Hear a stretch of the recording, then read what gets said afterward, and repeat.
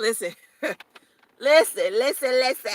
I just finished doing a live stream about money and about living under 10K and how living under 10K is you living in poverty basically. So go check that out so you can get a better understanding. Okay, you can check out my money talks playlist, my finance playlist, and it should be there. So I wanted to go over something about my son's father, my son's fathers with an S. Okay, my son's fathers with an S. Make sure you thumbs up the live stream. This is a members only live chat. So you cannot chat unless you are a member. Okay? I'm going to be doing all of my live streams like that. Again, I just finished a live stream, but that live stream was open. So if you were in that live stream, I appreciate you being there. This I had to start another live stream to talk about this specifically. Okay, so if you have been watching my channel for a long time, you know the story of me and my son's father, Priest. Okay. And you also know of my son's father's, I'm sorry, my son's godfather, Michael. All right. And Michael, after finding out that Priest and Sidonia was on Tommy's channel, Tommy Sotomayor, Tommy Sotomayor, the man who hates all black women, or sometimes, or certain black women. Let's just put it like that. Tommy hates certain black women. Tommy goes on to, Priest and Sidonia decide to go onto Tommy's channel, right? This was about 6 months ago. Michael, who is my son's godfather, saw this interview with Priest and Sidonia on Tommy's channel. And so Michael decided to do a small audio, and I posted the audio up onto this channel. You can go look at it. All of that stuff is still there. And inside of the video, the audio, I'm sorry, Michael was talking about how he's known me for a couple of years and I'm not the type of woman that Priest tried to depict me to be on Tommy's channel. Now, here's the interesting thing. So, for Michael has known me since I was pregnant with my son. Priest only stayed in my life for about 6 months. So, by the time Michael post this audio about how he feels about Priest, because he never liked Priest. By the time this audio is posted, and by the time Priest and Sidonia have done this interview on Tommy's channel, Michael has known me for about 2 or 3 years. Okay. So Michael is saying all of these positive things about me in this audio, and he's saying the way that Priest is depicting me is not who I am. Right? And that's very true, because I think Priest just wanted people to think I was a bad person so it could justify the negative shit that he had done. And one of the things that Michael had pointed out as far as Priest went was that inside of this interview that him and Sidonia did, they really didn't talk about Justice. Okay? Justice, our son. Priest did not talk about abandoning his son or what being a father or anything like that. The conversation was only to drag me and try to depict me as something that I'm not. All right. And so this is what Michael ended up picking up on. Michael, my son's godfather. And so when I first met Michael, right, Michael used to send me pizza every Friday. Okay, I was pregnant when I met Michael. He used to send me pizza every Friday. I used to call him the pizza fairy. And he used to send me pizza because, pizza is something that I craved when I was pregnant. So he used to just send it to me. And he was always there for me financially. If I needed anything, Michael was there. Even after Justice was born, Michael was there for Justice financially. I don't care what Justice needed. I don't care how much money. I could have needed $1,000. I could need $5,000. Michael was going to send it to me. Okay? Because he wanted what was best for me and my son. He was so good to me. I don't care when I called him. I could have called him at 2 a.m. Michael would answer the phone. He was always there, okay? I could reach out to him, text him, whatever him. He was always there, all the time. And so, of course, I wasn't ready to be in a relationship, right? So, Michael and I never, like, at first, weren't trying to be in a relationship. So, somebody came into my comment section last night, and they put on the video of Michael talking about me positively to the world, right? They put in the video, in the comment section, that my son's godfather, Michael, couldn't be trusted because Michael was in love with me and would say anything. And my thing is, why is it so hard to believe someone that genuinely knows me and someone that trusts me and loves me versus my son's father who admitted that he didn't love me and was bad for me? Like, why would it be easier to trust my son's father over my son's godfather, who is someone that genuinely cares for me, who genuinely knows me and has known me longer than my son's father? I don't understand that with people. I don't understand, you guys, when you can judge me so harshly as a person, and anytime someone says something positive about me as far as my son's father and I go, that's difficult for people to believe. But it's so much easier to believe the negative lies that are told about me, right? Why is that so easy to believe? So they were saying Michael couldn't be trusted. He loves her. He's going to say whatever, she wants him to say. And no, Michael genuinely said more than what I thought he was going to say in this clip. If y'all haven't checked out this clip, you can go. It's still there. Of Michael, my son's godfather, talking about priests. Now, here's the fucked up part. All right. Michael, like sometime before Christmas, right? I think it was like November, something like that. Michael started acting funny. All right. He started acting like weird. And I think it might have been before that. He started acting like crazy. He started I couldn't find him. I didn't know what was going on.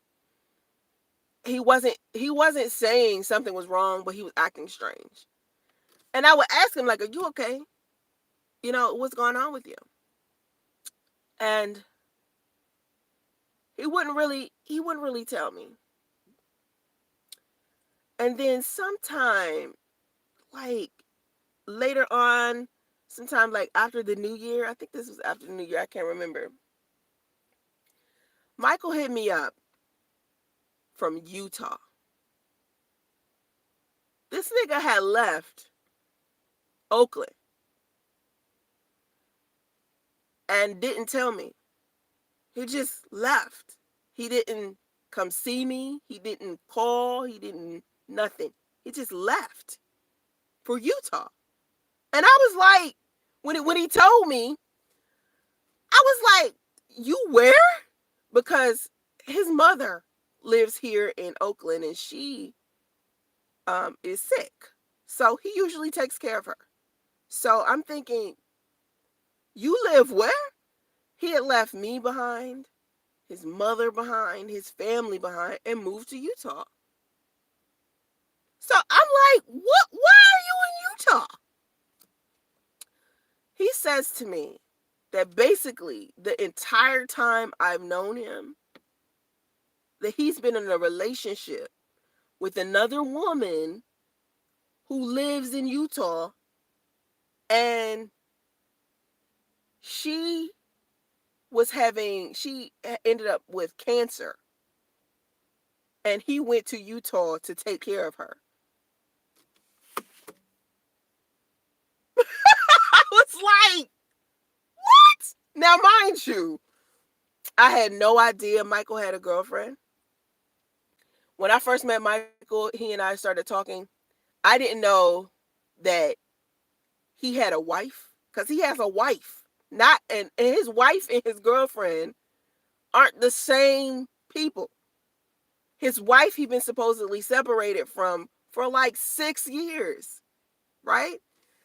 And he accidentally told me about this wife one day when we just happened to be talking, and he said that them two met up to clean out their storage unit. So the whole time we were like in this friendship, meaning the whole time I was pregnant, my son's first year of birth, right? My son's first year after birth, all this time, I'm thinking Michael is like this single guy who's my friend. And eventually when we started getting closer, like we were about to start dating, we're dating, like slick dating, and I find out that this nigga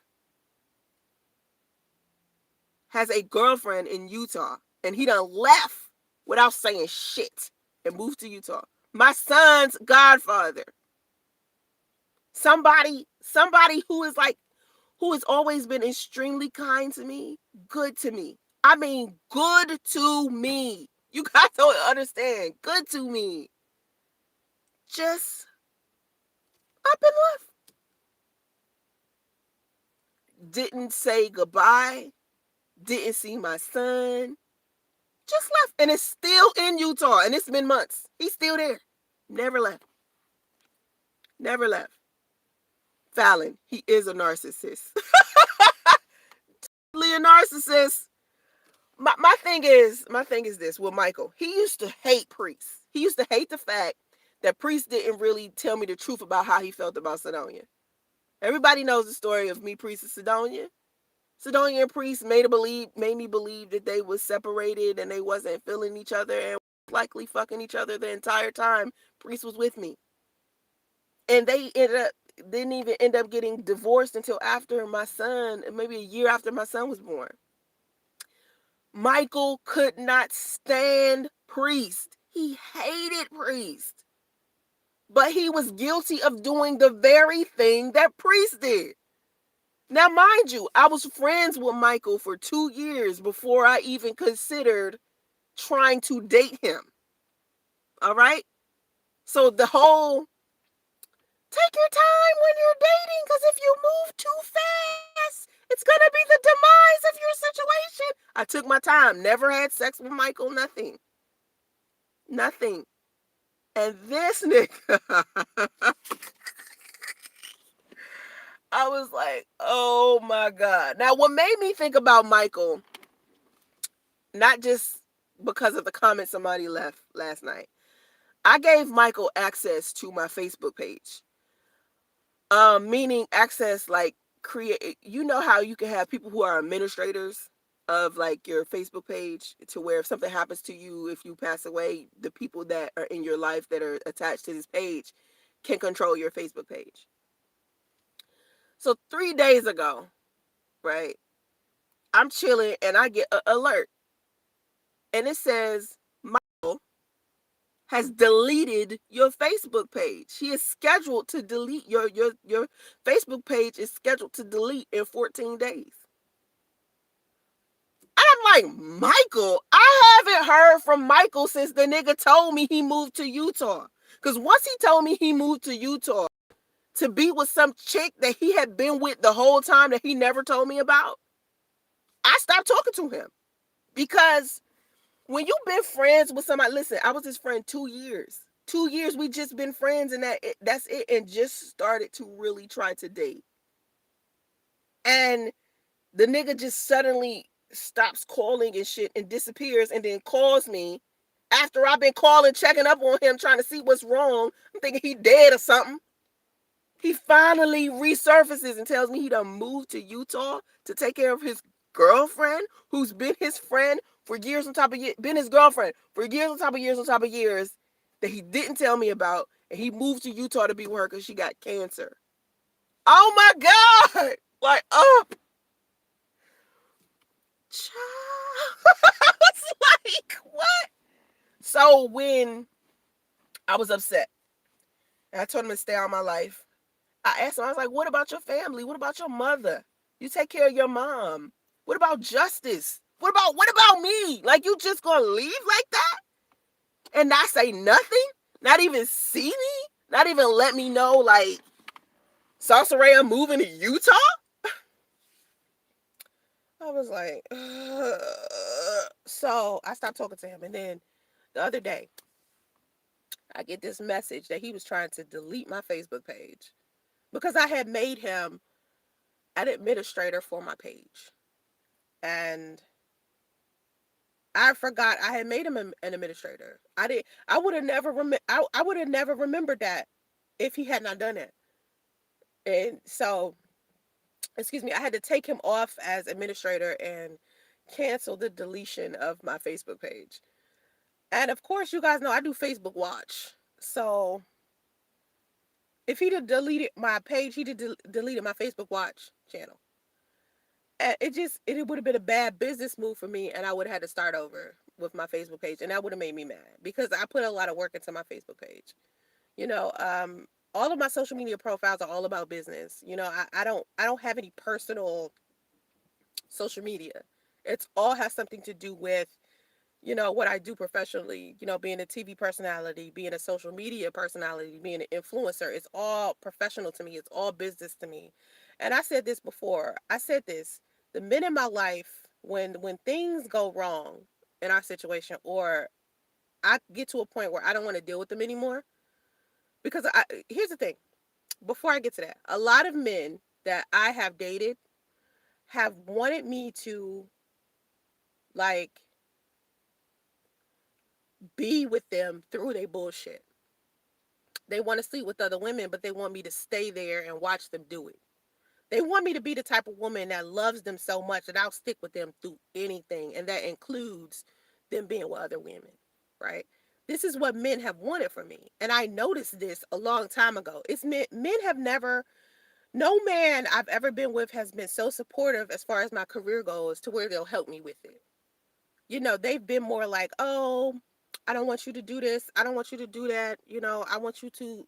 Most men have wanted me to sit home and be a housewife. All they've wanted me to do is be pretty, chill, sleep with them, cook, clean. That's it. And so I never have been in a relationship with someone who had been like so supportive where they cheered me on. And that's a problem for me. Like, I never required that. You know, I just noticed that they didn't do it after we've been together for a while. So, like I said in my last video, where when I was talking about how I ended up being homeless and in a hotel, it was because I was with Priest, and Priest wasn't very supportive of me financially, right? And business wise, he wasn't supportive of my YouTube channel, you know, and so what I feel like with men is when things don't go right with us and I decide to cut them off altogether. Because, see, it's a difference between you going through something with somebody and you still sitting there arguing back and forth with them, trying to work it out. I'm not the try to work it out type of person. I have boundaries and standards and limitations. So if there's something that you do that cross the line, that's it. And usually when I'm dating a man, I tell him what it is so they know what it is, you know. So when I find out that that line is crossed, I don't deal with them at all. And so when I get to a point where I'm not dealing with them at all, what they try to do after that is attack my business. They attack my social media presence. They go out and try to depict me as like this mean person or this person that did something to them, when the reason why we're not dealing with each other is something that they chose, something that they did. And then my response was, I don't want to deal with you at all. You know, so what I feel like with Michael, with him sitting here trying to delete my Facebook, because he thought, I guess he thought he was going to delete it, and YouTube wasn't going to, I mean, Facebook wasn't going to contact me or give me 14 days to change my mind. I'm believing that Michael was just trying to ruin something for me, to get my attention, to get a response out of me. And it's sad that men have done that to me, and I've noticed that pattern with guys. And that's the fact that I noticed that now.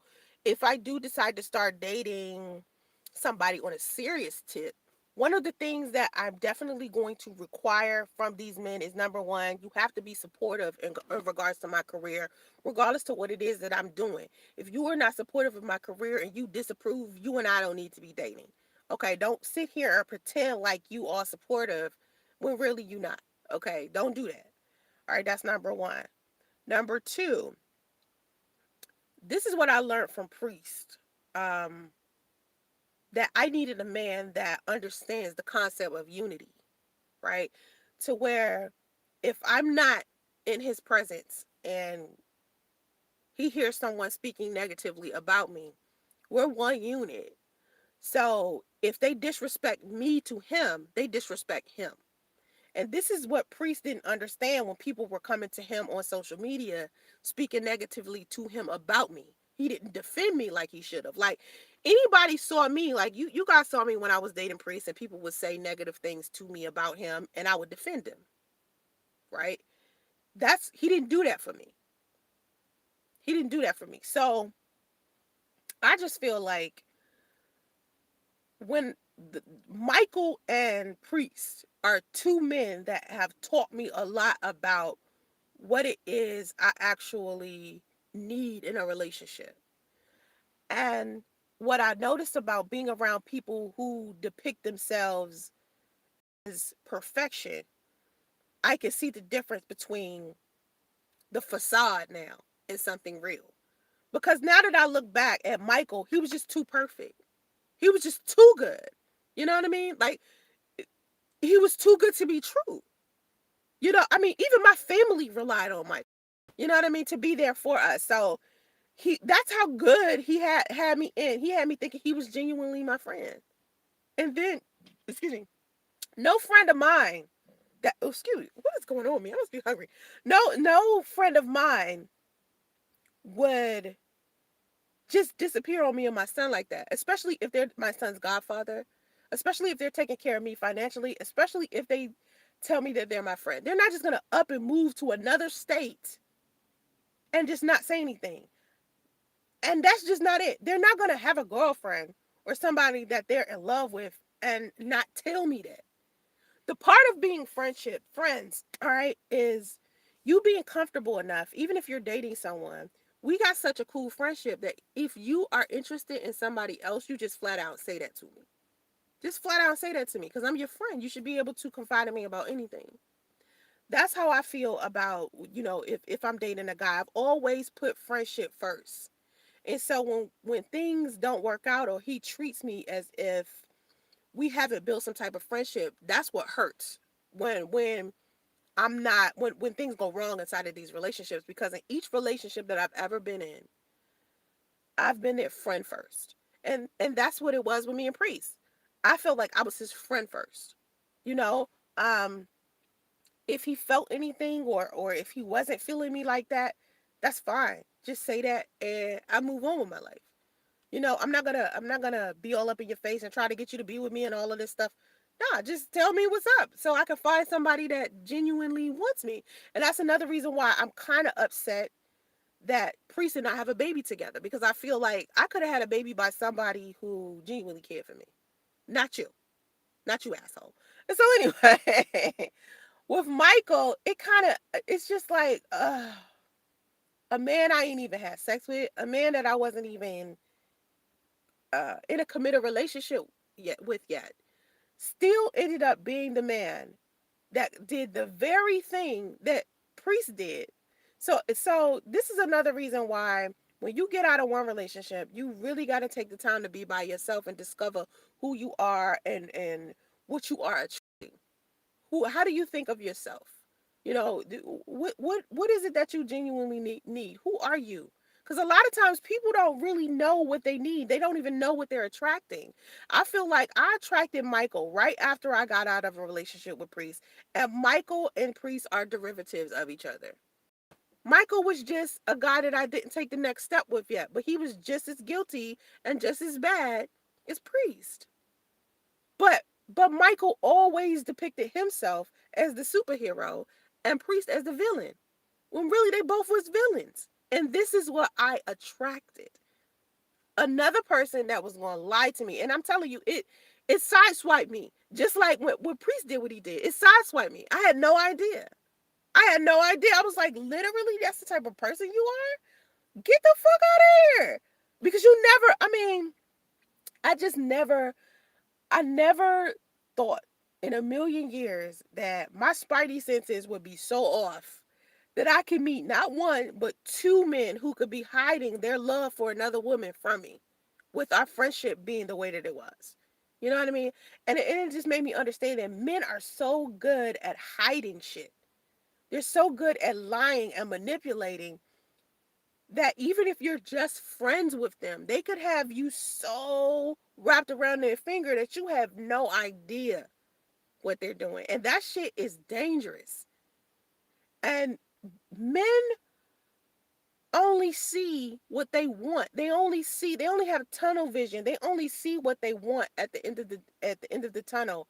So whoever they hurt in the meanwhile, whoever they um lie to or manipulate along the way, they don't even think about that shit until after the fact, until after it's too late.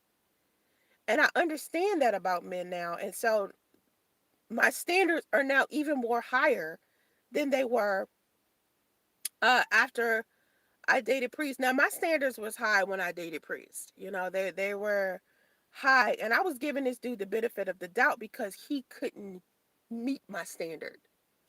And it honestly says a lot about what I genuinely thought about him, because I must have genuinely thought low of him from the very beginning if I felt like in order for him to reach my status or be able to be around me, I had to lower my standards so he can achieve, or so he can accomplish being the man that I needed. Um, he was never the man that I needed. If you gotta put it like this, ladies, if you got to lower your standards in order for the man that you are interested in to actually be the man of your dreams, then he's not the man of your dreams. He's not good for you. And I feel like with Priest, I kind of knew it was me dating down. Even though he had a lot of good qualities, he was missing so much. And instead of me holding up my standard, I lowered my standard and gave him the benefit of the doubt. It ended up with a guy that wasn't really up to par to begin with, because of course he wasn't going to be up to par to begin with because I lowered the standard. So with Michael, right, my standards was higher with Michael. And it kind of burns me up on the inside that he kind of used my son to get close to me. Um and then when he saw that he could, I guess he could have the opportunity to save someone, because he might have like a hero save complex, he ran straight to Utah to be with a woman and take care of a woman who had cancer. Now to me that's admirable, to take care of somebody who is ill. But I just feel like when I was sick, right? You guys remember when I was pregnant with my son and I was so sick, and I couldn't really do too much of anything. I was left by myself. And so this is another reason why I kind of was like upset with Michael. It was just like, I don't even know if I want to use the word upset. Maybe I was jealous, right? Because when I was sick, no one came to my rescue as far as my man goes. Like, people from the internet gave me donations, but to be there for me, to take care of me, to make sure that I ate, to make sure that I was feeling well, just to watch over me. No one was there. And that person was supposed to be Priest, and he wasn't there. Um and speaking of soulmates, Fallon, you're talking about soulmates. You said I've learned that they are soulmates. Soulmates teaches us lessons, what we want, don't we really are, and heal childhood issues we didn't realize was there. That's very true. I still feel like um to some degree I had some type of soul tie. Like, I always talk about my soul tie with Priest. I do feel like I had a soul tie with him. I called him my spiritual husband. I had a soul tie with Michael. But sometimes these people that you have these soul ties with, it's temporary, But I do feel like maybe I was a little jealous because I felt like Michael ran to this woman when he found out she was sick. And I didn't have anybody there. As kind as I am to the men that I date, I didn't have anybody there. As kind as I was to Priest, he wasn't there. And I could see if I was like a bad person to these women, to these men. If I was a bad woman to these men, then it would make sense. Then it would be like, oh, that's why they didn't come to you, or that's why they treated you the way that they treated you. It would make sense to me. But because I was so good to these guys, That's what bothers me. I was so nice to them, and with Michael, I was more precautious because I just got out of a relationship with Priest, and when I met Michael, I was still pregnant, and then I had to deal with my first year with Justice. So once Justice got a little older, and I felt like it was time for Justice and Michael to, start building a relationship, is right when he moved to Utah and was with this other woman, and it made me feel, I was just so upset with him. I cried. I was so upset with him, and I just never talked to him again. I haven't talked to him since. And then for me to get onto Facebook, get that alert from Facebook that he tried to delete my Facebook page, it's just like, what are you doing? You trying to ruin, you know, my professional life, just kind of like how Priest tried to do. Because Priest's biggest thing on social media was like, let's come together and try to get her Facebook page, I mean, her YouTube channel taken down. Why would you want my YouTube channel taken down when it's a source of income for me and your son, number one? Number two, because I'm telling the truth about who you are and what happened between us. Is that it? Because I'm telling the truth? I could see if I was lying. Then you could feel some type of way. Like, yeah, the bitch is lying about me on YouTube. No, I was literally telling the truth about our situation. Like, hardcore raw truth about our situation. And I don't see a lot of people doing that. A lot of people be scared. Me, I was not scared of that. And so, um, what I noticed the pattern, and I think I noticed this with Priest, that the pattern, when me and a guy that I'm dating, when we break ties, the first thing he tries to do is destroy my career or destroy something that he helps me with somewhat. Like, maybe he was a moderator, or maybe he was a comp, maybe he like Priest used to take money from my graphic design clients. You know what I mean? Like, he used to be the one that did the money transaction because I wanted him to manage my graphic design business while I did all the graphic design, because then it would take a lot of the responsibility off of me, and I was going to have him do the books, the accounting. I was going to teach him that stuff because he wanted to learn more about money and finance. He wanted to be in investing. So all of the stuff that I knew about money and business, I was going to teach him. So my graphic design business, I was like, all right, if I could just get him to just start taking payments first and learn that, then I'll start teaching him the other stuff. He fucked that up. He fucked that up because I mean, it's terrible. So I just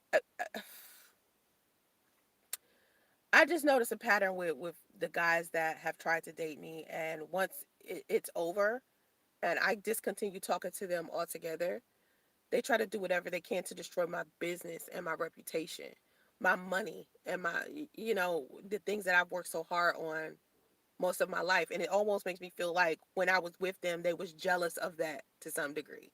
Because why would that be the first thing that you do? Because see, my thing is, I knew that my son's father loved his job. He had this job. Priest loved this job that he worked at. And he worked at City Hall in Atlanta. And he would help put together the events there. And they used to have a lot of events all the time because the mayor would come, and it's City Hall. So they would have like New Year's Eve events and Christmas parties and all type of philanthropic events, and people would come in and out, and he would have to set up for these events, and he loved his job so much. When he and I broke up, nothing in me said maybe I should try to get him fired from his job, right? Maybe I should try to get him fired from his job, knowing he loves this job, regardless to what he's doing to me that's deceptive or ugly. The last thing I'm gonna do is like call his boss and be like, by the way, every woman that comes into City Hall, he's basically sexually harassing, asking for their phone number and trying to date them and shit. That's what he used to do. Girls used to come in City Hall and have to do community service. Okay? And when girls would come in there, he would try to holler at them and basically build these relationships with them and end up sleeping with some of them.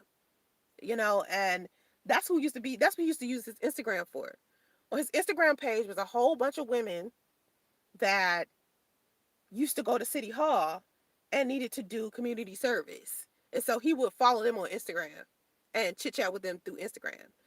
And so Um, did I call his job and be like, by the way, such and such is happening?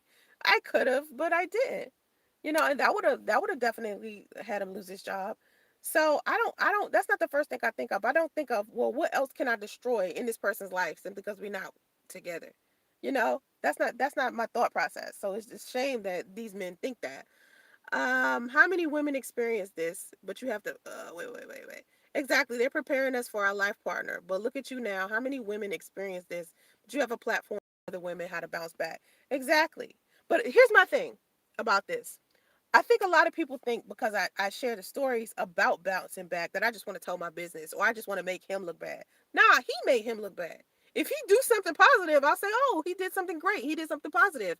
He was a great person. Just how I used to talk about him when he and I was together. When he and I was together, I used to talk about all the positive things that he did. And that's every guy. Even guys that I haven't with in years, and guys, usually I'm still their friend. So it's easy for me to say something good about an ex. But if I'm sitting up here and I'm telling you something negative about an ex of mine, and I'm telling you some real shit about this dude, I'm telling you how I survived this shit. And relationships like the relationship I had with my son's father break women apart. Like, women, you guys, I think a lot of people just don't understand how women are genuinely built, and how a lot of the things that happen between us and men kind of destroy our manhood. And you know how our manhood, our womanhood, you know how men protect their manhood. You know how men, like, certain things you can't say because their manhood is such a fragile thing that they try to protect. Well, women, we have femininity. We have things that we protect as well. So when I'm going through this thing that I'm going through with my son's father, and people are seeing me get on the internet and I'm crying and I'm talking about me being pregnant and I'm talking about the verbal abuse. I'm talking about, all of the manipulation and all of the things that I've been through. I'm talking about these things to help other women understand that, yeah, I went through this. This is what I went through. I made it through. I'm fine. Yeah, I had postpartum depression. Yeah, I had to go to counseling. Yeah, I gained a lot of weight from emotional eating because it was a very traumatic experience. But this is what I'm doing to get out of all of this. This is what I had to do to get out of all of this. And it's stages. It's stages. And that's what you get to see if you look at my YouTube channel. If you go back to the videos that I posted from the time I met my son's father, right, which was in 2017, and to now, and it's 2020. If you see that, if you go from back there and start watching, you will see the progress in me. You will see how I changed and how I became a better person. Yeah, I'm still silly. Yeah, I'm still, I make mistakes sometimes. I'm not a perfect woman, but I'm a lot better woman than I used to be. And I want women to see that. I want, especially younger women, because my demographic is like women between the ages of like 22 and like 45.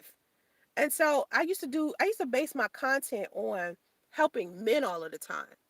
And when I ended up with my son's father and I saw men celebrate how poorly this man treated me, when I seen them be so happy to see a man abandon a woman with a child, I just never seen so many men take delight in stomping a woman down ever. I had never seen that. And for them to take pride in a man stomping a woman down that supported them for such a long time really surprised the fuck out of me, because my whole YouTube channel was based on me supporting men and me teaching men how to interact with women. My channel was based on relationship advice. And I would do cooking tutorials sometimes. I would do other types of videos. I would do videos about money. I would do videos about business. I would do videos about graphic design. But I had never seen so many men try to drag me down and put me down until my son's father abandoned me in a hotel pregnant. And so many men cheered him on for it. And so this is what made me decide to start doing more content for women, so women can understand, if this is happening to me, right? If this happened to me, I know it has to be happening to a whole bunch of women.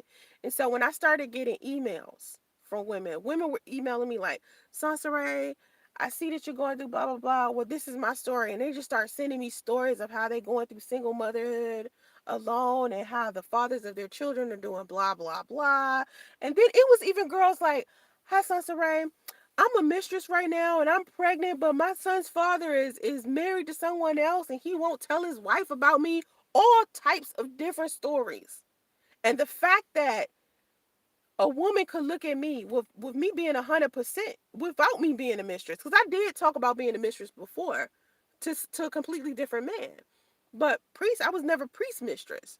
And so even with me telling the story about being a mistress before was positive to women, and I think men want me to be a specific way in their eyes instead of who I am. I'm me. I'm not the version of who you want me to be. Men always want women to be their version of a princess or a queen instead of who we are. And that's the reason why most women aren't honest about their sexuality. They aren't honest about being mistresses. They aren't honest about, the mistakes that they made and the poor choices in men. Because when we do say, I made a poor choice in a man, and the reason why I made a poor choice in a man, because I was all deep in love and shit, and I was just trying to stick by his side because people always try to convince women to be this down ass chick, but men don't stick with women through that. You know, listen, they tell you you can't turn a hoe into a housewife, right? We heard that. Can't turn a hoe into a housewife. But these men expect us to turn these homeless, jobless, convicted felons into husbands and kings. Y'all expecting us, like men are expecting us to take them as they are, right? With all of their baby mamas, all of their debt, all of they goddamn emotional issues and trauma and shit. But we supposed to be perfect. And that's the problem. That's the problem I saw. So I was like, okay, what's the remedy to this problem? Oh, I have a platform, right? So I'm going to use my platform to tell my story, not care what people think about me, because you can't. You can't have that type of fear. You can't be worried about what people think about you and get on the platform and start telling stories. Because people always going to have an opinion about you as a person. All I keep doing is trying to get people to be respectful when they talk to me, especially men. Like, talk to me with some respect, or I'm going to just block you. Like, I'm not going to sit up here and go back and forth with you. That's just a waste of the goddamn time. You know? So, anyway, so what I noticed about my son's father, my son's godfather, uh, most of the committed relationships I've been in, and I only been in, I can count on one hand, because I usually do long term relationships, right? So before I met my son's father, I dated Kumadi for like 2 months. And Kumadi and I were friends for a long time, still friends to this day.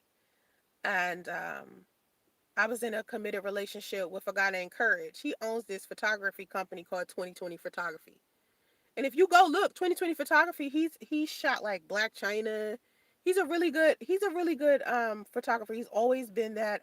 When I met him, I saw the potential in him that nobody else saw. Like no one was paying him any attention. And during this time, I was pretty popular model.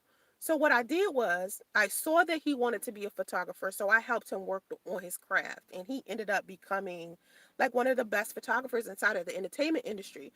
But does he ever give me credit for that? No. When he brings my name up in conversations, he tries to make it seem like it wasn't me that would sit up with him for hours and hours teaching, editing techniques, and sitting up there for like hours trying to do photo shoots so he could test his lighting and shit. Stuff like that. I would sit up with him for hours at a time. Like all we did was work.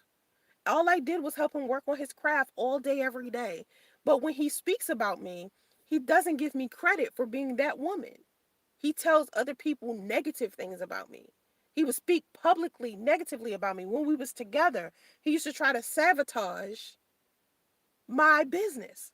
And so the thing, it just boggles my mind that every guy that I ended up in a committed relationship with, after things were over, instead of coming to the publicly saying how kind I was to them, how good I treated them, how I supported their dreams and their goals, how I invested my time, energy, and money into their shit, what they go do is try to depict me as something that I'm not. And that's what's stopping me from being in another relationship with a man. And it's almost stopping me from being in a friendship, because even with Michael, I never would have thought Michael would have moved to Utah. My son's godfather would move to Utah and then turn around and try to delete like stuff that I'm working on. Like, why would he do that? You know, because I thought once he moved to Utah, we done. We hadn't had a conversation. I haven't talked to him in months. So for me to go to my Facebook and to see he was trying to delete my Facebook watch page, knowing that that's where I post my videos, knowing that one of my sources of income is posting videos, why the fuck would you try to delete that page? I just don't understand. So now I'm just gonna be very leery um about what I want and what I am getting and what I'm requiring from these men. I just have to do better with that. And I want more women to, number one, stop giving men the benefit of the doubt. And when you catch them in that first big lie, because I caught Michael in his first big lie, excuse me, when Justice was like 7 months. And that's when I found out he was married. Okay. And him and his ex wife were sharing a storage unit. And that's when I should have stopped talking to Michael, even as a friend, because we wasn't even dating. And I found this out. I was like, why didn't you tell me something like this? Like, you sitting here fussing at me about Priest being separated from Sidonia and not speaking up, and your ass didn't say anything. So you in no position to even hate Priest, because you're doing the very thing he was doing, you know? So just to feel like, here's another thing. I'm going to keep it 100 with the women. You ever felt like unloved? Like you're the unloved one all the time? That's what I felt like. I feel like every time I get in a relationship with a guy, right? I feel like he's always hiding from me the woman that he genuinely loves. And I'm just the woman that is such a good friend to him, such a nice person, so good of a person that he feels like he has to keep me around. And he also doesn't want to hurt my feelings. So he'll keep me around. Yeah, he care about me, but he's not in love with me how he's in love with these other women. That's what it feels like to me. It feels like that to me. Like it was like that with Priest, because he still had these feelings for Sidonia, I guess. But then again, you know how terrible he treated her, putting her in a position to even be, in this little weird 3 ring circus we was in. You must not genuinely care about somebody to put them in such a thing. But for Michael to be hiding a woman, and for guys like when I start going over inventory and I start thinking about guys that I'm still friends with, guys that I used to date, guys that even a guy that I may have been sleeping with, I'm thinking now that I'm looking at all of the relationships, it's always been like there's always been like some woman they've been hiding, and I'm the unloved one that has no clue, right? That I'm the woman on the side, or I'm the woman that they're using to help get over their feelings for this other woman that they're not even telling me about. And then I don't find out about this woman until later. See, here's the thing. People never understood. Some people didn't understand why I brought up the story of me and Chris Law. Do y'all remember the story of me and Chris Law? Me and Chris Law, when I met Chris Law, he was in a relationship with a flight attendant. And this flight attendant was never around. She was always gone. And apparently she had cheated on him. Okay. Me and Chris started a friendship first. All right. And I just enjoyed Chris. Chris was such a fucking delight. He used to make me laugh so hard. I just enjoyed who he was as a person. He was handsome to me, even though he was overweight. He was handsome to me. He had a beautiful smile to me. He had a good personality. He used to just laugh at the drop of a hat. And he just always had a good comeback every time I had something to say to him. He was very passionate in what he had to say. He seemed like an intellectual guy, but still a street nigga at the same time. And I couldn't understand how an intellectual guy could also be a street nigga at the same time. So anyway, I used to just enjoy being around him. And I met him through a guy. I met Chris Law through a guy who I had met on some type of site. And when I met this guy on this site, right? Um, he was a personal trainer, and his ass was like having like this casual thing with me because that's all I wanted around that time. When I met Chris, that's all I wanted. I was only in casual fling mind because I had just got out of a relationship where it was physically abusive and I had just had a miscarriage and I just couldn't take it anymore. I just was like, I don't want to be in relationships anymore. And so by the time I met the personal trainer guy, all I wanted was like a casual thing. So we were like doing this casual thing and I found out that this nigga was living with his girlfriend who was pregnant. So I stopped talking to him. I was so mad, but he had introduced me to Chris. And so with Chris, right, I respected Chris so much. And the reason why I respected him so much and was so comfortable with being his friend was because he was 100% with me from the beginning. He was 100% from the beginning. He flat out was like, I got a girlfriend and we engaged. I was like, thank you, nigga. Damn. Like that's like, can't I get a guy that just be 100%? 100%. That's all I be needing. Like that's all women be needing. Don't steal my choice. Let me choose whether or not I want to be on the side with you. Let me choose. Listen. Each woman is in a different phase in her life. Okay, you got women out there that want to be a wife. You got women out there that want to be in a committed relationship. You got women out there that want to be just a side chick. You got women out there that just want sex. And women are not being honest about that with men because men like to chastise us for being that. Okay. So with Chris, I respected him being honest with me because he didn't steal my choice. So I could choose to be his side chick if that's what I wanted. So that's what I chose because that's all I could be at that moment to any man. I couldn't be nobody's girlfriend or wife. I had been so brutally beat and disrespected and lied to in the committed relationship I was in before him. What I look like being in another relationship where I'm not even completely healed from that situation. So I got in this weird friendship with Chris, and he would tell me the issues with his marriage and how she had cheated on him and how she was lying and all types of stuff. And I really felt like we were genuinely friends. You know, like he was genuinely someone that I was not judging him for where he stood in his life. And so when he introduced me to the swingers lifestyle, and I was like, people do that. Like I was like, that's a thing. He introduced me to different types of relationships, like polyamory, polygamy. I didn't even know these things was real. I thought this was like some like little made up thing that people do, and no one could possibly be happy in a relationship that's non-monogamous.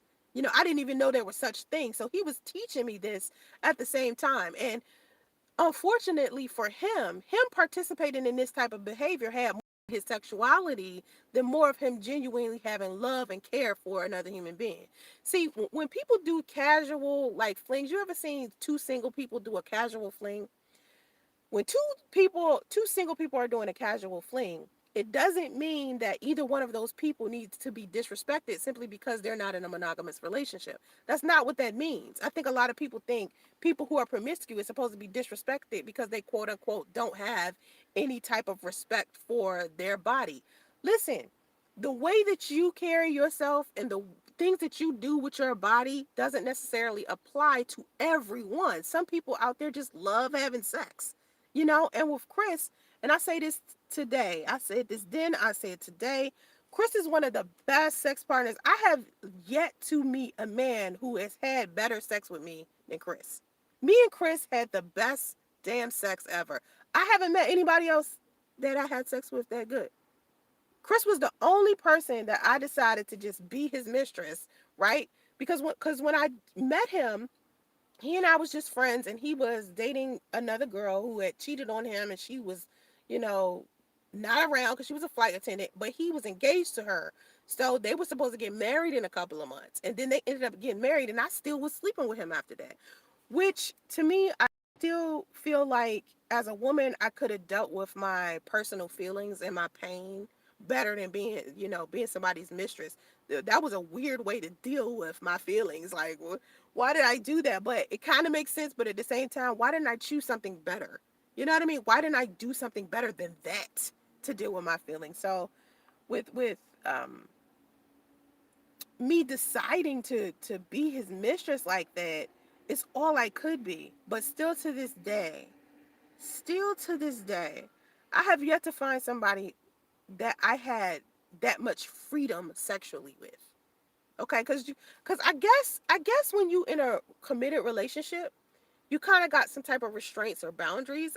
I suppose I'm just assuming, but with Chris, we had so much freedom to do whatever it is that we wanted to do, and there was no pressure there because we didn't have a relationship, so it was just like no pressure there. And I'm not saying that it's right, it just felt a little bit easier to do sexually, and I felt more comfortable trying new things with him. And so I genuinely felt like we had a friendship there, and that I could be myself around him and he could be himself around me, and we could talk about each other's relationships. And I never really talk a lot about my relationships to him. I left all that out. Like, I didn't talk to him about my relationships, my business, nothing, because I didn't want to. I only wanted to be physically connected to him. I did not want to mentally or emotionally be connected to him. So I wasn't.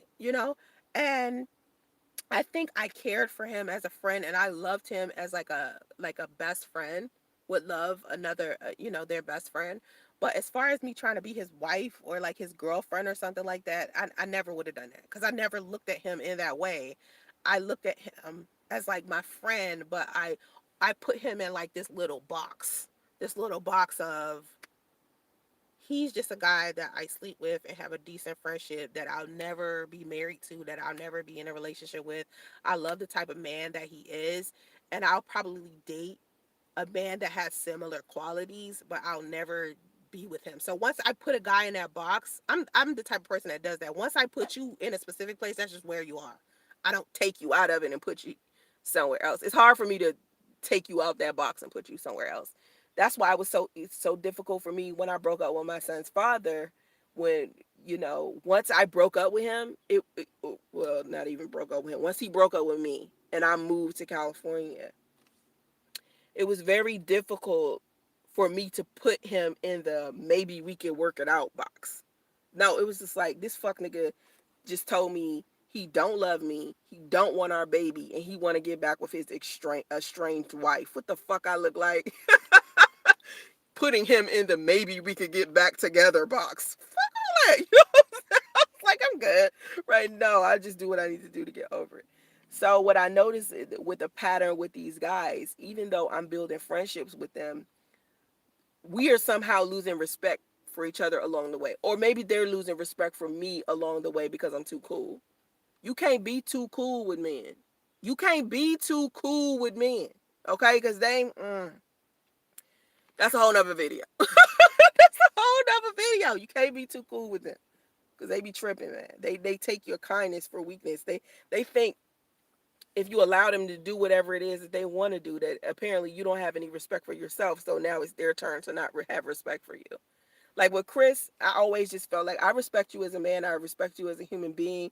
I also respect you for being honest about where you stand, so I could choose what I want to do with you.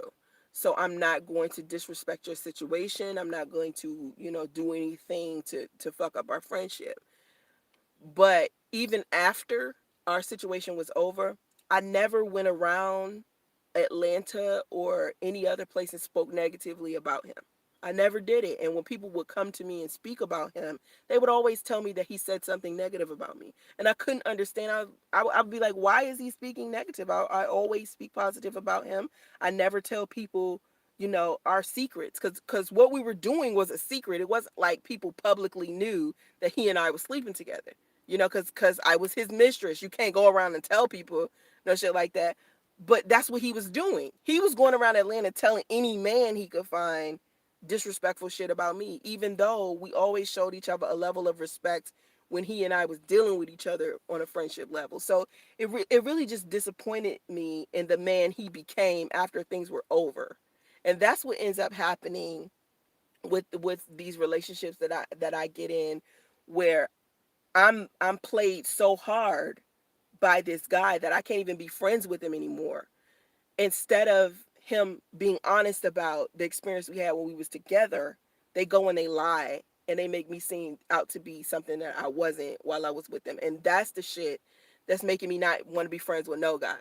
because I mean, like I said, I have males that I used to date that we're still cool to this day. I could talk to them. I could hit them up on Facebook. They could call me. We could text each other. I know their girlfriends. I know their wives. No, I'm not sleeping with them. We just cool. You know, we just human beings, right? But then I got guys that fuck me over so bad that I'm not even cool with them. And those are the guys that go around and talk the most shit about me, even if I don't talk about them at all.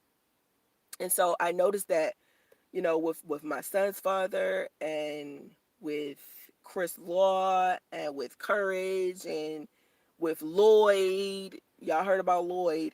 Um, they don't tell people how good I was to them. They don't tell people none of that. They don't talk about what they did to destroy our friendship or our relationship. What they do is try to depict me as something that I'm not. And that's the shit that I can't stand about being in a relationship. What are these niggas gonna do when their relationship is over? How are they going to speak about me once that relationship is over? Are they gonna still respect the fact that we had something good when we were together?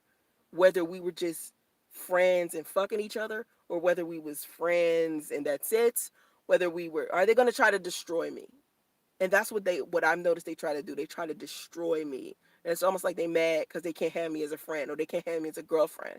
So they do whatever they can to destroy me. So if you know what that's about, or if can relate, let me know once this video is loaded. You put something in the comment section, okay? I appreciate y'all watching. Have vision and stay focused. Namaste.